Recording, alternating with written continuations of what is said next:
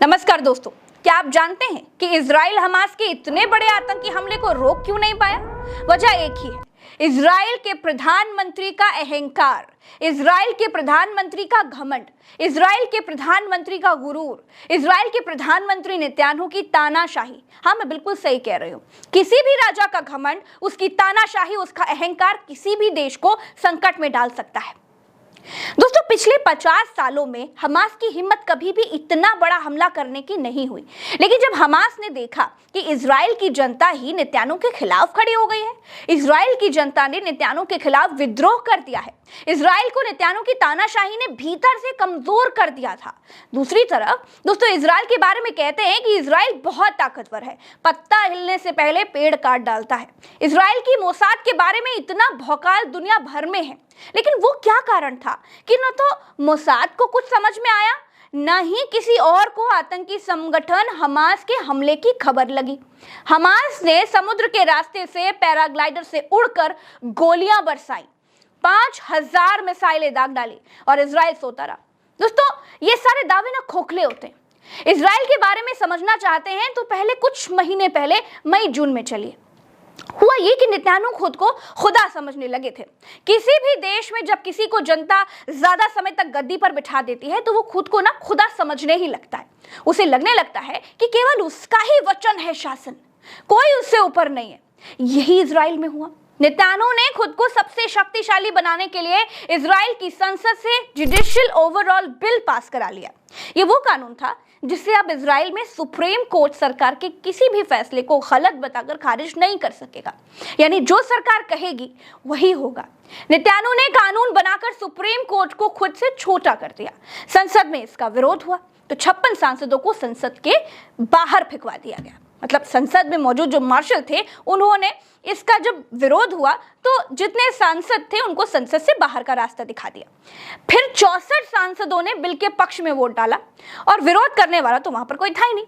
अगले दिन इजराइल में जो अखबार छपे, आप जानते हैं, उनका पहला पन्ना काला था, ब्लैक। इजराइल के भीतर इसका भयंकर विरोध हुआ।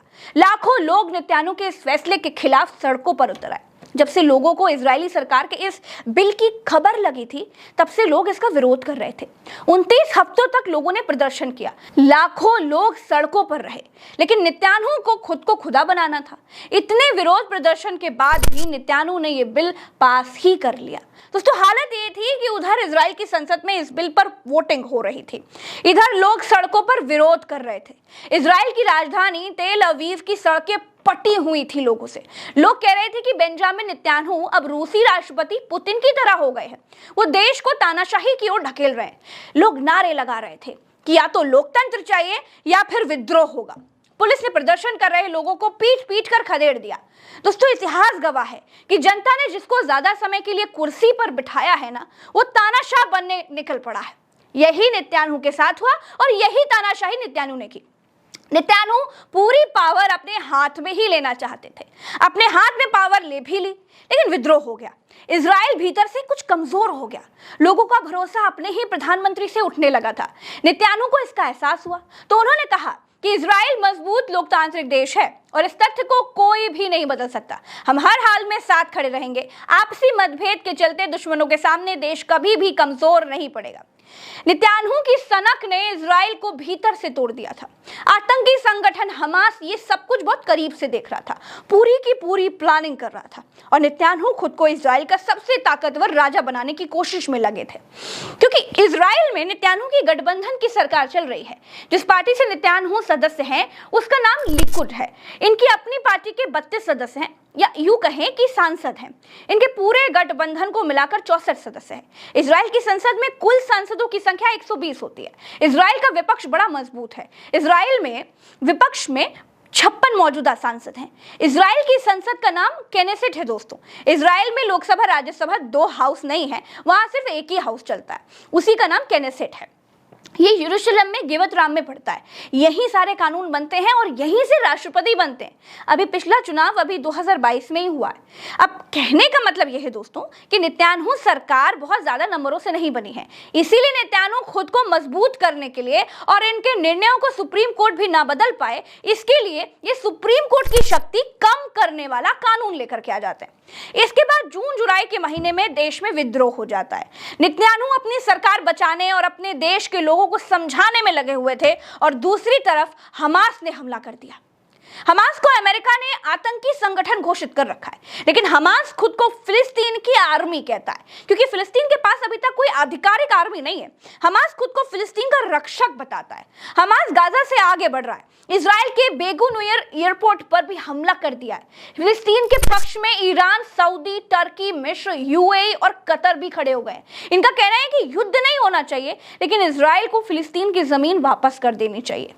दूसरी तरफ इजराइल के साथ भारत, अमेरिका, ब्रिटेन, रूस जैसे देश भी साथ खड़े हो गए हैं। एक समय था दोस्तों जब भारत भी फिलिस्तीन के पक्ष में था। अटल बिहारी वाजपेयी ने खुले मंच से कहा था कि जमीन कब्जा करने वाले इजराइल के साथ भारत खड़ा नहीं होगा। दोस्तों उम्मीद है कि इस जानकारी वाले रिसर्च वीडियो में आपको सारी की सारी जानकारियां अच्छी लगी होंगी और आपको सब कुछ समझ में आ गया होगा। अगर हमारा ये रिसर्च वीडियो आपको पसंद आया तो शेयर जरूर कीजिएगा, क्योंकि बड़ी मेहनत से ये वीडियो हम आप तक पहुंचाते हैं। और अगर आप किसी भी और वीडियो को देखना चाहते हैं, आपके पास नोटिफिकेशन नहीं आ रहा है, तो इसके लिए आपको बेल आइकन क्लिक करना पड़ेगा।